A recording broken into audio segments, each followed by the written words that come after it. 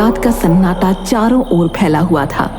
राघव एक सुनसान जगह पर खड़ा था। उसके चारों ओर अजीब सी धुंध छाई हुई थी। हवा में एक भयावह सन्नाटा और सिहरन थी। अचानक उसे कुछ आवाजें सुनाई देने लगीं, जैसे कोई उसे नाम लेकर बुला रहा हो।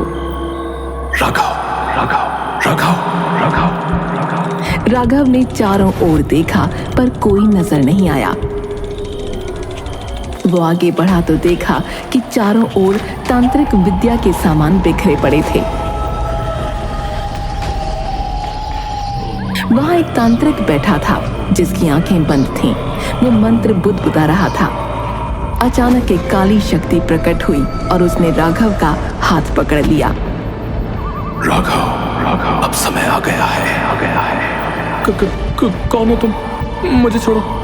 राघव ने डर के मारे जोर से हाथ छुड़ाया और वहां से भागने की कोशिश करने लगा, पर उसके पैर मानो जम से गए थे।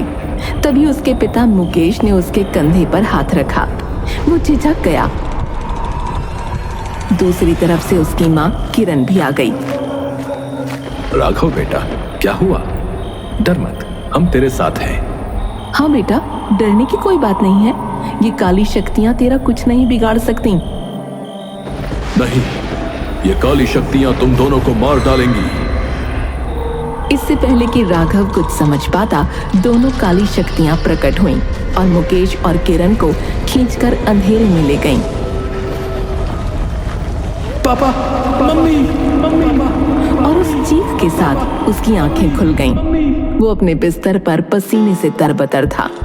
उसे एहसास हुआ कि ये सब एक बुरा सपना था। उसने तुरंत अपने माता पिता के कमरे की ओर दौड़ लगाई। उसके दिल की धड़कन अब भी तेज थी और उसकी आंखों में डर साफ झलक रहा था।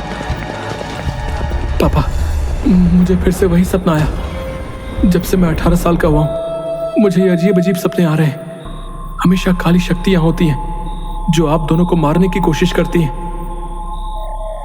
ये तो बहुत अजीब है बेटा। हमें समझ में नहीं आ रहा कि ये सब क्यों हो रहा है। पापा, मुझे लगता है कि हमें किसी तांत्रिक को बुलाना चाहिए। हो सकता है वो इन सपनों का कारण और इसका समाधान निकाल सके। मुकेश और किरण ने एक दूसरे की ओर देखा और राघव की हालत देखते हुए तांत्रिक को बुलाने का फैसला किया। अगले दिन तांत्रिक उनके घर आया।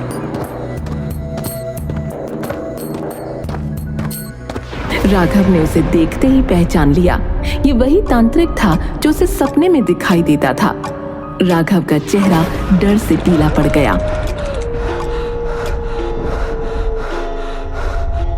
माँ, पापा, ये तांत्रिक, ये वही तांत्रिक है जो मुझे सपने में दिखता है।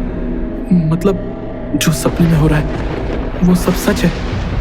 हे भगवान, इसका मतलब आप लोग सचमुच खतरे में हैं। वो काली शक्तियां आप लोगों को मार डालेंगी। बेटा घबराओ मत, ये सब सपने हैं। हमें बाबा से बात करने दो। हाँ बेटा, पहले इनकी बात सुन लो। हो सकता है ये हमारी मदद कर सके। तांत्रिक ने हाथ उठाकर उन्हें रोक दिया। राघव जो कह रहा है वो सच है। ये सपने नहीं, भविष्य की घटनाएं हैं।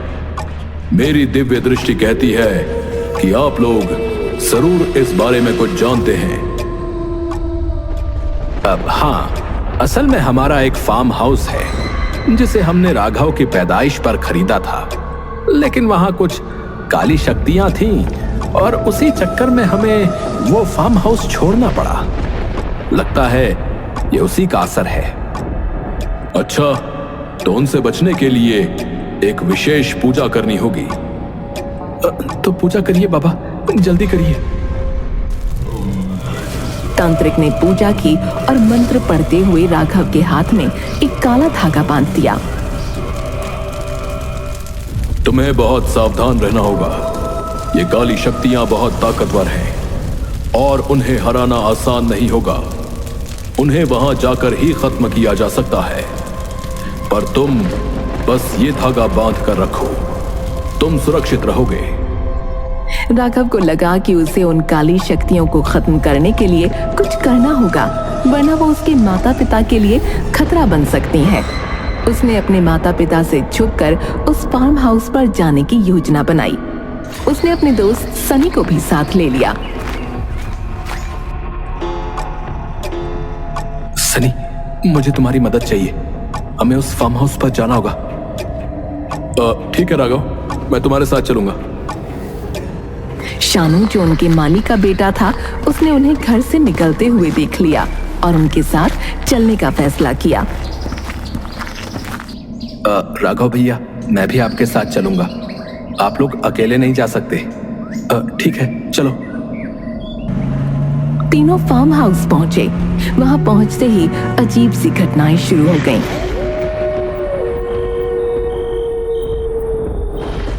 जैसे ही वो अंदर गए, उन्हें दीवारों पर अजीबोगरीब चित्र और तंत्र मंत्र के निशान दिखाई दिए। राघव, यहाँ का माहौल बहुत डरावना है यार। हमें सचमुच सावधान रहना होगा। हाँ यार सनी, हमें मिलकर इन काली शक्तियों का सामना करना होगा। अचानक एक जोरदार आवाज हुई और चारों ओर धुंध छा गई। शानू चिल्लाया, ये क्या था?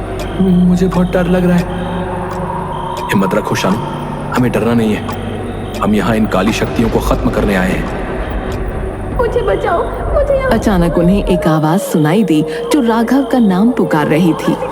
तीनों ने उस आवाज का पीछा किया और एक कुएं के पास पहुंचे जो ढका हुआ था।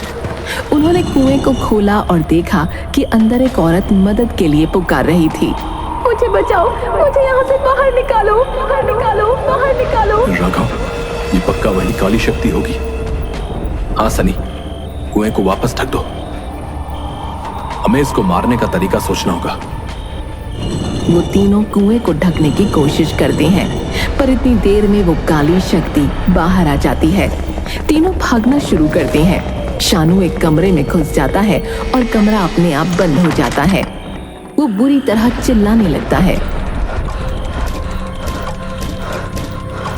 बचाओ, बचाओ, राघव, सनी, मैं यहाँ फंस गया हूँ। थोड़ी देर बाद उस कमरे का दरवाजा अपने आप खुल जाता है। वो बाहर आता है तो देखता है कि राघव और सनी मंत्र पढ़ते हुए एक कोने में गंगा जल छिड़क रहे हैं। ये क्या हो रहा है? हमने काली शक्तियों को खत्म कर दिया। बाबा के दिए हुए इस धागे ने हमारी सुरक्षा की और गंगा जल ने इसको खत्म कर दिया। अरे वाह, ये तो बहुत अच्छी बात है। तो चलो फिर वापस चलते हैं। हाँ चलो। राघव कार स्टार्ट करने की कोशिश करता है पर कार स्टार्ट नहीं होती। तब शानू राघव के पापा को फोन लगाता है और उन्हें फार्म हाउस पर बुलाता है। मुकेश और किरण एक बिल्डर को साथ लेकर फार्म हाउस के लिए निकलते हैं क्योंकि वो उस फार्म हाउस को बेचना चाहते थे। अब आखिरकार हम फार्म हाउस बेच देंगे। हाँ मुकेश, 20 साल से उनकी वजह से ये जमीन बिक नहीं पा रही थी। आप चिंता मत करें, मैं सब संभाल लूंगा। रास्ते में अचानक उनकी कार खराब हो जाती है। वो तीनों कार से उतरे और उसे ठीक करने में जुट गए। कुछ देर की कोशिश के बाद कार ठीक हो गई, लेकिन बिल्डर अचानक गायब हो गया। अरे, बिल्डर साहब कहाँ गए? अरे यहीं कहीं होंगे, चलो ढूंढते हैं। मुकेश और किरण ने बिल्डर को ढूंढना शुरू किया। कुछ देर बाद बिल्डर अचानक प्रकट हो गया। अब मुझे माफ करिए, मैं पानी ढूंढने चला गया था। पानी तो कार में रखा है। अरे मैं तो भूल ही गया था। फिर वो तीनों वापस कार में बैठे और चल दिए, लेकिन बिल्डर की लाश तो वहीं झाड़ियों में पड़ी हुई थी। ये इनके साथ जो था वो कोई और ही था, जिसकी उन्हें भनक तक नहीं थी। वो तीनों आखिरकार फार्म हाउस पहुंचे। मुकेश और किरण काफी खुश थे कि अब वो फार्म हाउस को बेचकर सारी परेशानियों से मुक्त हो जाएंगे। अब तुम तीनों ठीक हो ना?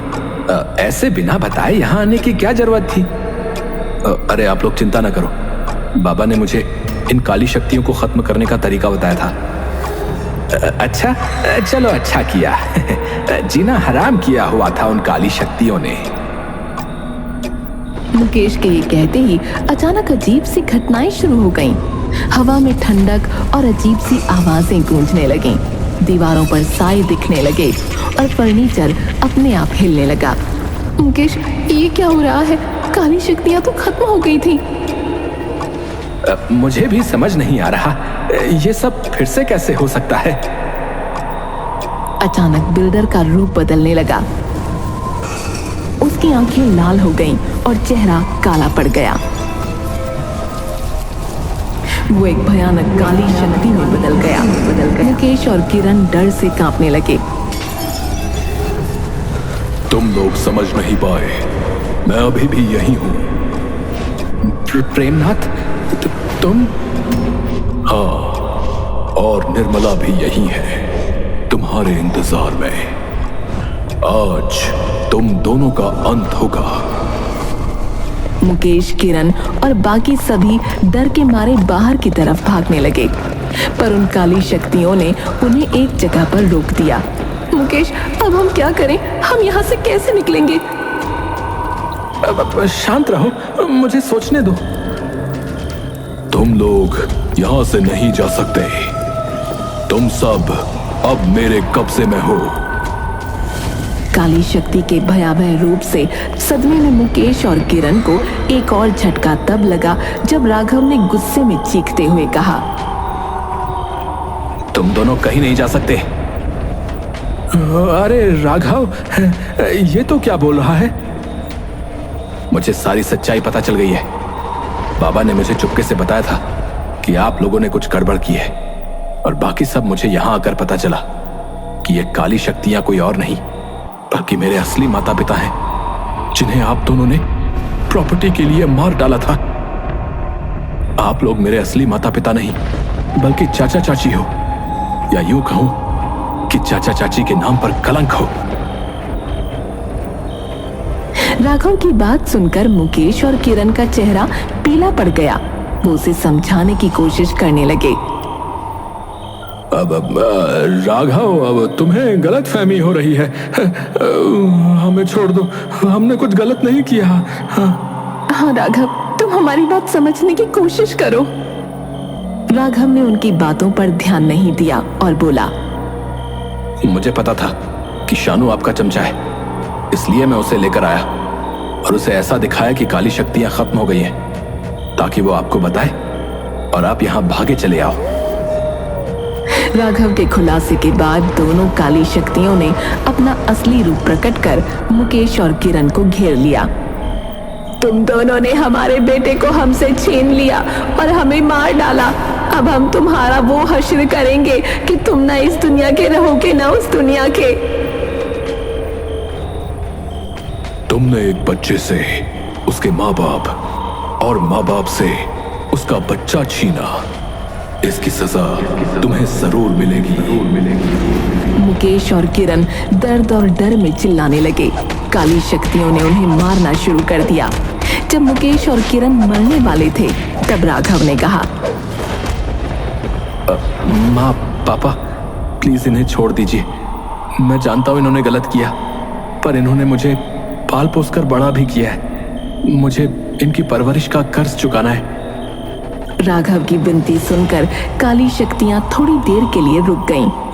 ठीक है राघव, तुम्हारे लिए हम इन्हें नहीं मारेंगे, लेकिन इन्हें सजा जरूर मिलेगी। दोनों काली शक्तियां मुकेश की टांगें और किरण के हाथ तोड़ देती हैं, जिससे वो अपाहिज हो जाते हैं। मुकेश और किरण दर्द में कराहते हुए जमीन पर गिर पड़ते हैं। माँ, पापा, मुझे माफ कर दो। राघव के मुंह से माँ पापा सुनकर निर्मला और प्रेमनाथ की आत्माओं को मुक्ति मिल गई और वो दोनों वहां से चले गए। माँ, पापा, आपकी आत्मा को शांति मिले। शांत हो जाओ राघव, शांत हो जाओ। फार्म हाउस का माहौल शांत हो गया और राघव ने अपने असली माता पिता को सच्चाई के साथ विदा किया। मुकेश और किरण को अब अपनी सजा का सामना करना था।